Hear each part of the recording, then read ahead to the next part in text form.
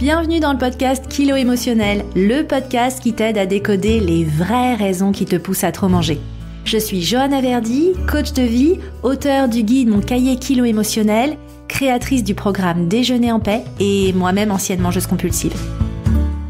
Si la nourriture te rend dingue, si tu te jettes sur la bouffe à la moindre contrariété, si tu rêves de perdre du poids mais que tu es incapable de tenir un régime plus de 2 jours ou 2 heures consécutives, tu es au bon endroit. Avec ce podcast, je vais te montrer comment sortir de l'obsession alimentaire et faire la paix avec ton assiette et ta balance pour que tu puisses enfin consacrer ton énergie à ce qui compte vraiment. Hello, bienvenue à toi dans ce nouvel épisode. Alors, une des premières questions que je pose généralement quand je commence à travailler avec une nouvelle personne, c'est à quand remonte ton premier souvenir de régime ? Quand est-ce que c'est la première fois de ta vie où ton corps et ton alimentation ont semblé être un problème ? Et je vais pas te sortir de statistiques précises, mais je peux te dire que parmi les personnes qui bossent avec moi, il y a quand même un paquet de femmes, je dirais au moins 2/3, qui ont été mises au régime avant l'âge de 16 ans. Voire quand on creuse un peu plus, avant l'âge de 12 ans et voire même avant 10 ans. Et ce qui est terrible, c'est qu'elles sont uniquement focus sur ce qui se passe dans leur présent. C'est-à-dire que dans leur présent, elles voient juste le fait qu'elles n'ont pas de volonté et elles ont juste des kilos en trop qu'elles cherchent désespérément à perdre. Mais en réalité, elles n'ont jamais mesuré l'impact de leur histoire personnelle sur leur relation à la nourriture aujourd'hui et sur leur poids aujourd'hui. C'est pour ça qu'aujourd'hui, dans cet épisode, je veux vraiment qu'on remette les pendules à l'heure. Au programme de l'épisode aujourd'hui, je vais aller décrypter ce qui s'est peut-être passé pour toi si tu as été mise au régime toi aussi très jeune. Je vais analyser comment tu as pu interpréter les choses et pourquoi aujourd'hui tu as développé un comportement automatique toxique avec la nourriture. Il s'est mis en place tôt et effectivement, il se peut qu'aujourd'hui tu continues de le trimballer avec toi malgré toi. Et puis enfin, reste bien jusqu'à la fin de l'épisode parce que je vais te révéler la seule façon de désamorcer la situation aujourd'hui. Si tu ne comprends pas ces choses, tu ne pourras jamais faire la paix avec la bouffe ni retrouver un poids qui te convient. Alors, pour commencer, qu'est-ce qui se passe ? Qu'est-ce qui s'est passé pour toi si on t'a mise au régime très jeune ? Alors des exemples, j'en ai des dizaines, mais je voudrais te raconter l'histoire de Marie-Laure. Marie-Laure, elle a toujours été au-dessus des courbes, aussi longtemps qu'elle se souvienne. À 3 ans, 4 ans, 5 ans, le médecin de famille disait à sa mère de faire attention. Alors ça a été le cas. Plus de bonbons, surveillance stricte des sucreries, des quantités de pain et de pâtes. À 11 ans, Marie-Laure, elle a vraiment des kilos en trop. Au quotidien, elle subit des moqueries à l'école. Elle subit également les remarques incessantes de sa mère sur ce qu'elle mange et également des remarques dévalorisantes de la part des membres de sa famille. Elle a l'impression que son assiette est scrutée en permanence. Ça fait déjà quelques années qu'elle a commencé à acheter des paquets de bonbons avec son argent de poche. Évidemment, les paquets vides, elle les planque. À chaque fois, c'est la même chose. Elle se dit qu'elle est une mauvaise fille, mais qu'elle fera mieux demain. Les années ont passé. Aujourd'hui, Marie-Laure, elle a 45 ans, une vie bien remplie, un mari, un job, 2 grands-enfants et 30 kilos en trop. Elle a tout tenté. Elle a fait des régimes toute sa vie. Weight Watchers, c'est son favori. Ça lui a permis de perdre des dizaines de kilos, mais elle a toujours tout repris. Et elle continue de se battre au quotidien contre son poids et surtout son envie irrésistible de manger des bonbons. La bouffe contrôle sa vie et prend toute la bande passante. Du matin au soir, elle pense à ce qu'elle a mangé, ce qu'elle va manger, ce qu'elle a le droit de manger ou pas, ce qu'elle a mangé hier, ce qu'elle mangera demain.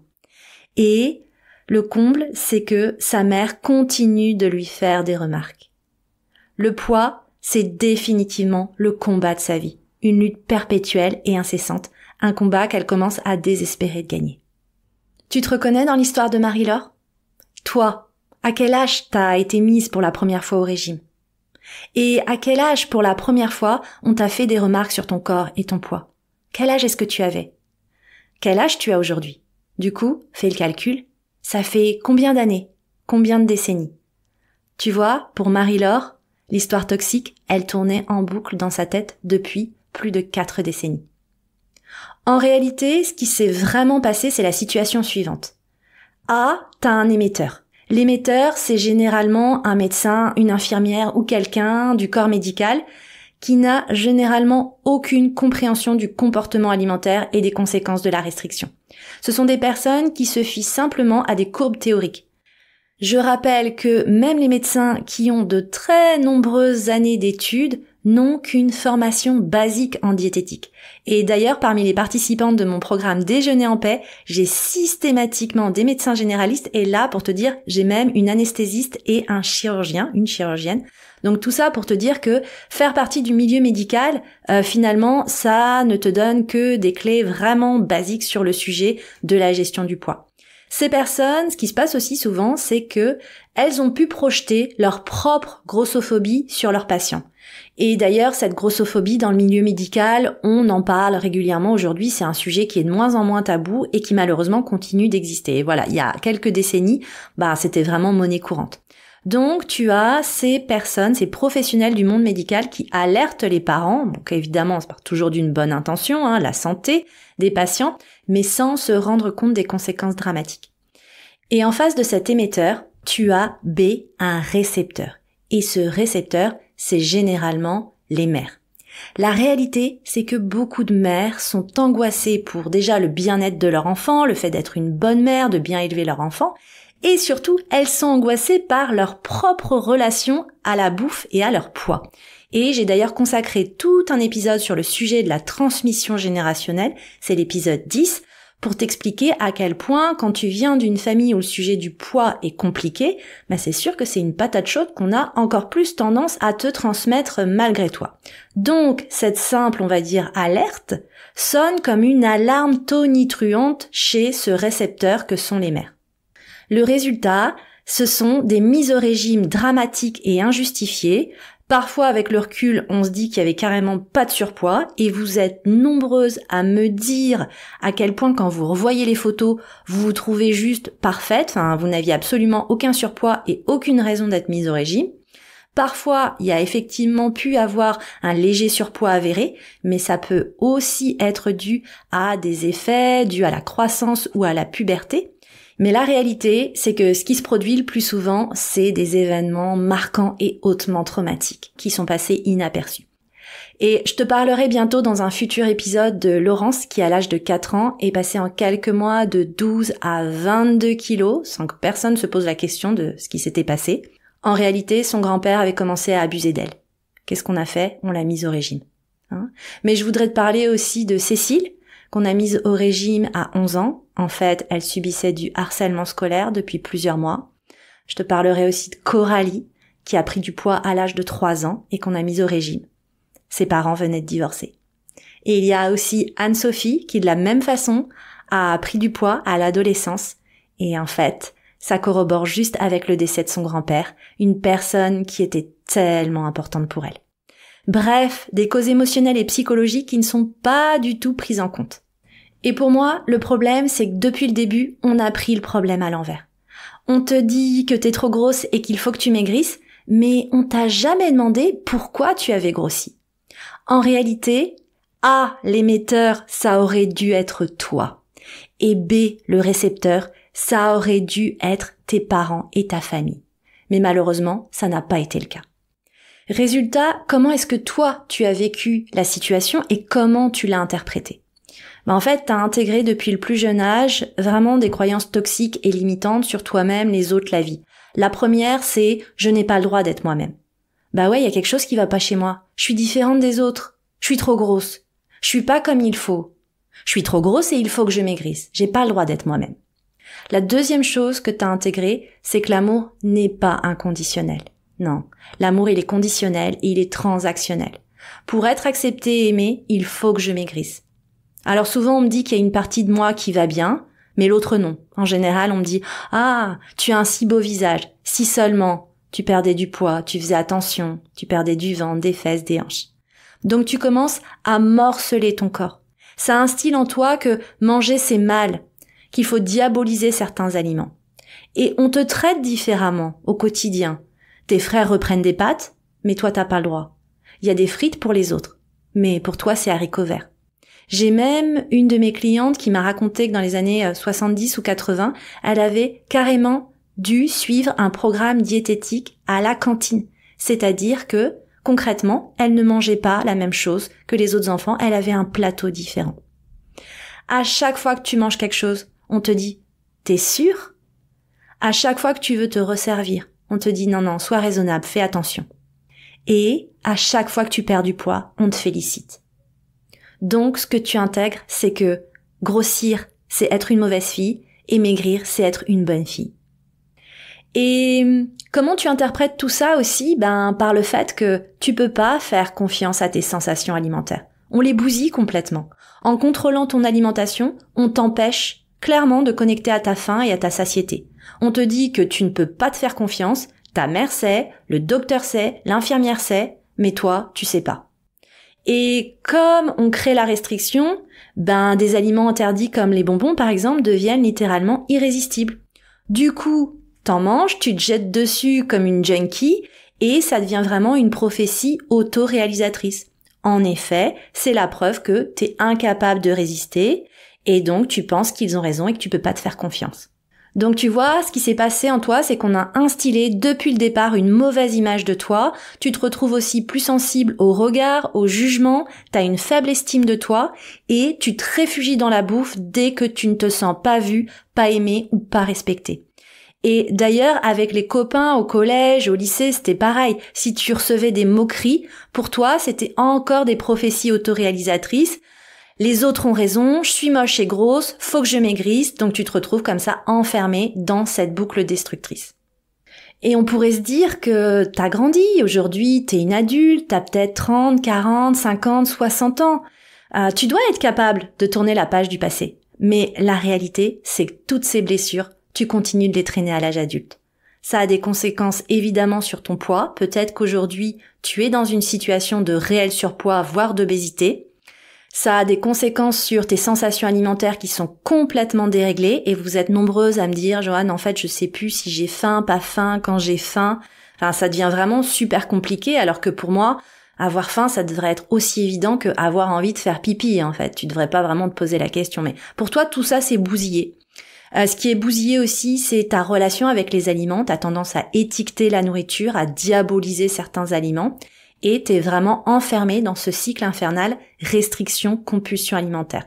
Et une tendance récurrente parmi les personnes qui ont été mises au régime très jeunes, c'est l'habitude en fait de manger en cachette, de ne pas s'autoriser à manger devant les autres, surtout ces fameux aliments interdits. Donc les crises, entre guillemets, elles se font à l'abri des regards. Et j'ai consacré tout l'épisode 4 du podcast au fait de manger en cachette si tu te sens concerné par ce sujet.